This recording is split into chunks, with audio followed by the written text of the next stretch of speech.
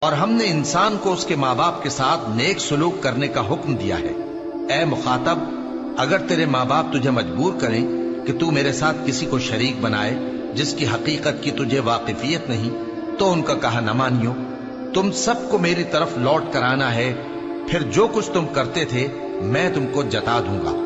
اور جو لوگ ایمان لائے اور نیک عمل کرتے رہے ان کو ہم نیک لوگوں میں داخل کریں گے۔ اور بعض لوگ ایسے ہیں جو کہتے ہیں کہ ہم اللہ پر ایمان لائے، پھر جب ان کو اللہ کے راستے میں کوئی ایذا پہنچتی ہے تو لوگوں کے ایذا پہنچانے کو یوں سمجھتے ہیں جیسے اللہ کا عذاب۔ اور اگر تمہارے پروردگار کی طرف سے مدد پہنچے تو کہتے ہیں کہ ہم تو تمہارے ساتھ تھے۔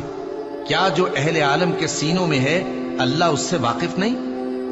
اور اللہ ان کو ضرور معلوم کرے گا جو سچے مومن ہیں، اور وہ منافقوں کو بھی معلوم کر کے رہے گا۔ اور جو کافر ہیں وہ مومنوں سے کہتے ہیں کہ ہمارے طریقے پر چلو اور ہم تمہارے گناہ اٹھا لیں گے، حالانکہ وہ ان کے گناہوں کا کچھ بھی بوجھ اٹھانے والے نہیں۔ کچھ شک نہیں کہ یہ جھوٹے ہیں، اور یہ اپنے بوجھ بھی اٹھائیں گے اور اپنے بوجھوں کے ساتھ اور لوگوں کے بوجھ بھی۔